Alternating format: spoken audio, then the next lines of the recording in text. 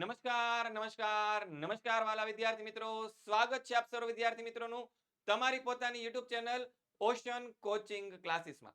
વિદ્યાર્થી મિત્રો, તમારી પ્રથમ પરીક્ષાઓ ખૂબ જ નજીક આવી રહી છે અને આ પ્રથમ પરીક્ષાની તૈયારીઓ કરવા માટે નવનીત કંપની દ્વારા લોન્ચ કરવામાં આવેલું છે વિકાસ પરીક્ષાલક્ષી અસાઇનમેન્ટ, જેની અંદર ધોરણ 9 એનો સામાજિક વિજ્ઞાન વિષય છે તેનું સોલ્યુશન હું એટલે કે નિકુંજ સર તમને કરાવવાનો છું. આજનો આપણો ટોપિક છે એક બે શબ્દની અંદર જવાબ આપો.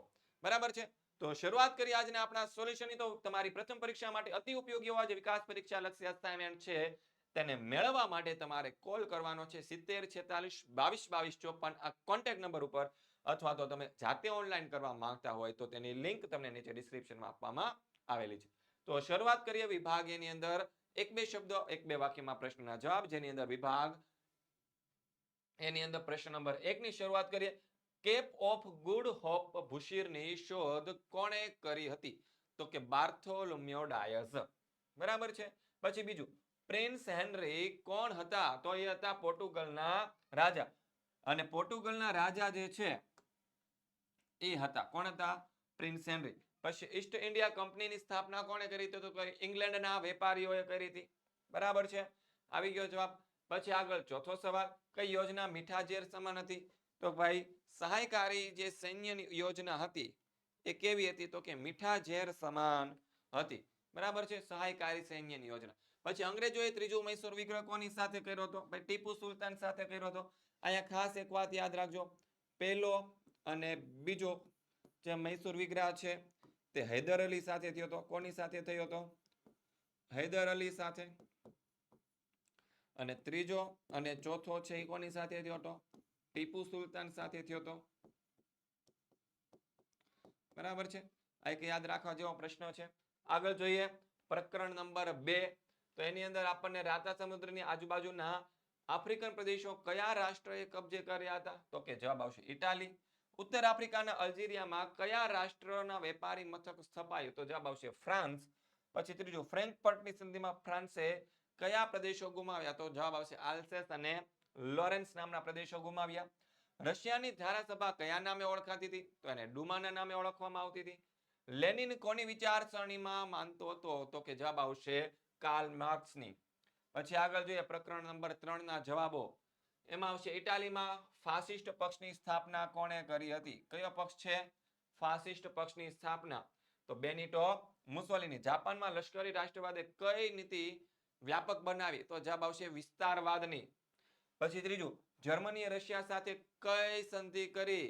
તો કે લશ્કરી સંધિ, બિન આક્રમક સંધિ કરી.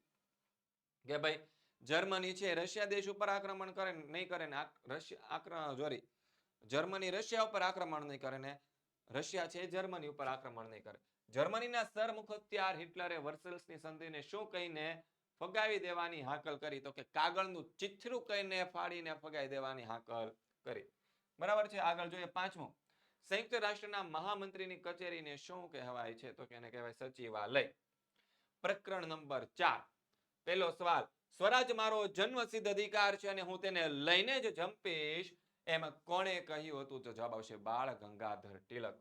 બીજો સવાલ, ઈસવીસન 1906 માં મુસ્લિમોએ કઈ સંસ્થા સ્થાપી? તો એનો જવાબ આવશે મુસ્લિમ લીગ. કઈ આવશે?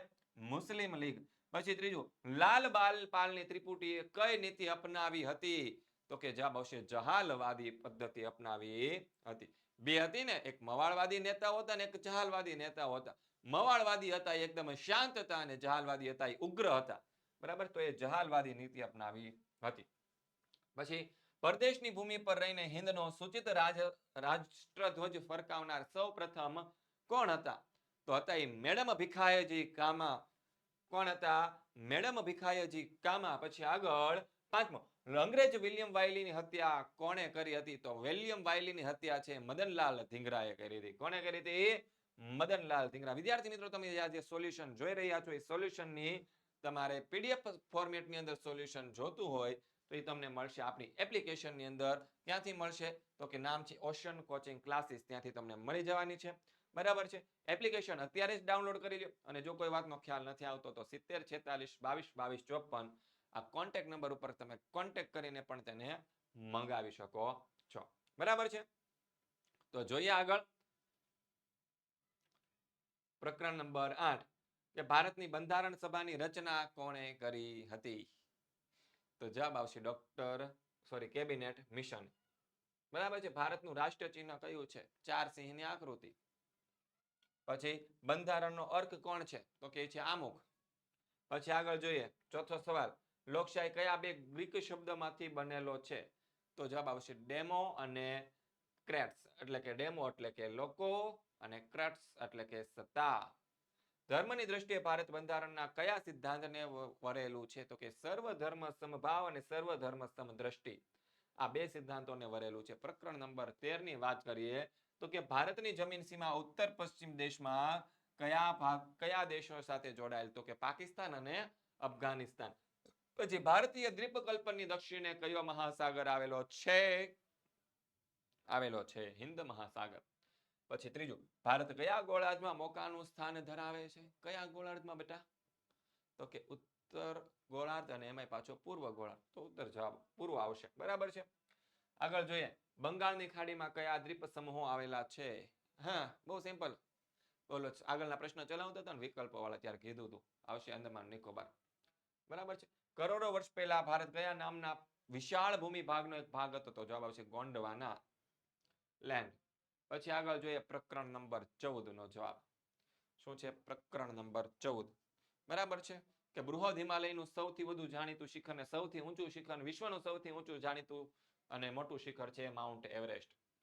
બરાબર છે. આગળ જોઈએ દિલ્હીની પશ્ચિમે કયું મેદાન આવ્યું? પશ્ચિમ દિશામાં પૂછ્યું છે. આ દિલ્હી છે તો પશ્ચિમ દિશામાં આવશે સતલુજનું મેદાન અને પૂર્વ દિશામાં આવશે ગંગાનું મેદાન. ઓકે, યાદ રાખજો. શ્રીઓ લોખંડ, તાંબુ, સોનું, ચાંદી વગેરે ખનિજો કયા પ્રકારના ખડકમાંથી મળે? તો કે આગ્નેય ખડકોમાંથી મળે. પછી આગળ જોઈએ મેદાનોનો જૂના કાપને શું કહેવાય છે? જો આ નવા અને જૂનામાં ઘણા બધા વિદ્યાર્થીઓને કન્ફ્યુઝન થતું હોય તો એના માટે તમને શોર્ટકટ આપું છું. બાજુ નખ. શું છે? બાજુ અને નખ. બા એટલે કે બાંગર. શું છે? બા એટલે કે બાંગર. જે જૂના કાપની જમીન છે. કયા કાપની જમીન છે? જૂના. નખ એટલે શું? તો કે નવા કાપની જમીન. કયા કાપની? નવા કાપની જમીન હોય બરાબર છે એને કહેવાય ખદર. શું કહેવાય? ખદર. બસ આ શોર્ટકટ છે. આ શું છે તમારા માટે સરસ મજાની શોર્ટકટ. જેને કન્ફ્યુઝન બહુ રહેતું હોય ને નવાનું શું કહેવાય જૂના શું કહેવાય, બરાબર છે એના માટે. બાંગર, બાજુ અને નખ. આગળ પશ્ચિમ ઘાટને મહારાષ્ટ્ર અને કર્ણાટકમાં શું કહેવાય? તો આ જે પશ્ચિમ ઘાટ છે એને મહારાષ્ટ્ર અને કર્ણાટકમાં શું કહેવાય છે? તો જવાબ આવશે ભાઈ એને સહ્યાદ્રી કહેવાય છે. સહ્યાદ્રીની પર્વતમાળાઓ કહેવાય છે. બરાબર છે. આગળ પ્રકરણ નંબર 15 છે. કઈ નદીઓ મોસમી છે? તો કે દ્વીપકલ્પીય નદીઓ મોસમી છે. ભારતમાં કઈ નદી વધારે વરસાદવાળા ક્ષેત્રમાંથી પસાર થાય છે? બ્રહ્મપુત્રા નદી. પછી ત્રીજું, ગંગાનો પ્રવાહ બાંગ્લાદેશમાં કયા નામે ઓળખાય છે? મેઘનાના જો કીધું આપણને ખાલી ગંગાનો પ્રવાહ છે એ બાંગ્લાદેશમાં કયા નામે ઓળખાય છે? તો પદ્મા આવશે. કયા નામે ઓળખાય છે? પદ્મા. જો અહીંયાથી આપણે આ ગંગા નદી આમ કરીને આમ નીકળે છે. બરાબર છે. તો અહીંયા આવશે અહીંયાથી એક બીજી નદી આવશે એ યમુના નદી. તો યમુના નદીથી શરૂ કરી અને પછી આ ગંગા નદી છે અહીંયા પશ્ચિમ બંગાળમાં બાંગ્લાદેશ પાસે જાય ને ત્યારે એના પાછા બે ફાટા પડી જાય. બરાબર છે. તો અહીંયાથી શરૂ કરીને આ બે ફાટા પડે ને ત્યાં સુધી એનું નામ છે ગંગા. શું છે? ગંગા. આમાંનો એક ફાટો છે આપણા ભારત દેશની અંદર પશ્ચિમ બંગાળ રાજ્યમાં જાય છે એનું નામ છે હુગલી. શું છે? હુગલી. અને એક ફાટો ક્યાં જાય છે? તો કે બાંગ્લાદેશમાં જાય છે એનું નામ છે પદ્મા. શું છે? પદ્મા. પણ હજી એક સારી એવી બાબત એ છે કે ઉપરથી આવીને એક નદી મળે છે એને આમ કે આમ આવીને એક બીજી નદી અહીંયા ભેગી થાય છે એનું નામ છે બ્રહ્મપુત્રા નદી. કઈ નદી છે? બ્રહ્મપુત્રા નદી છે. અને આ બ્રહ્મપુત્રા નદી અને પદ્મા નદીનો જે આ સંયુક્ત પ્રવાહ છે એ પાછી મેઘનાના નામે ઓળખાય છે. કયા નામે ઓળખાય છે? મેઘનાના નામે ઓળખાય છે. એક નદી એક નામ અને એવી વાત છે અહીંયા. ગંગા, પદ્મા, હુગલી, પછી બ્રહ્મપુત્રા અને મેઘના. બરાબર છે. આગળ જોઈએ કે મધ્યપ્રદેશના બેતુલ જિલ્લામાંથી કઈ નદી નીકળે છે? તાપી નદી નીકળે છે મધ્યપ્રદેશના બેતુલ જિલ્લામાંથી. જો એવું પૂછાય કે ભાઈ અમરકંટકમાંથી કઈ નદી નીકળે છે? કયાથી? અમરકંટક. અમરકંટક નામનું સરોવર છે ત્યાંથી કઈ નદી નીકળે છે? આ પ્રશ્નનો જવાબ તમારે મને કોમેન્ટ કરીને આપવાનો છે. કોમેન્ટમાં આપો ચાલો જવાબ. જો તમે બહુ સારું ભણ્યા હોય, બરાબર છે, તો આપો જવાબ. હાલો, તમારા શિક્ષકોએ તમને કેવું ભણાવ્યું છે આપણે જોઈએ. અમરકંટક સરોવરમાંથી કઈ નદી નીકળે છે? પછી છેલ્લો સવાલ, શાના પરિણામે જળ પ્રદૂષણમાં સતત વધારો થાય છે? તો જવાબ આવશે ઔદ્યોગિકરણ અને શહેરીકરણના કારણે જળ પ્રદૂષણમાં શું થાય છે? સતત અને સતત વધારો થાય છે. વિદ્યાર્થી મિત્રો, તમે ધોરણ 9 ની અંદર અભ્યાસ કરો છો, મને તમને બધાને ખબર છે, બરાબર છે. અને ધોરણ 9 ની અંદર અભ્યાસ કરતા હોય, ધોરણ 9 વિશે YouTube ની અંદર કયા કયા વિડીયો આવે છે એની વિશે માહિતી મેળવવી હોય તો WhatsApp ગ્રુપની અંદર જોઈન થઈ જવાનું છે.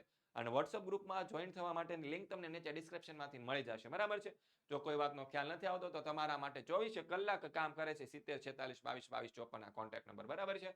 તો મળીએ છીએ નેક્સ્ટ વિભાગ બીના સોલ્યુશન સાથે. ત્યાં સુધી દરેક વિદ્યાર્થી મિત્રોને જય હિન્દ, જય ભારત, જય જય ગરવી ગુજરાત.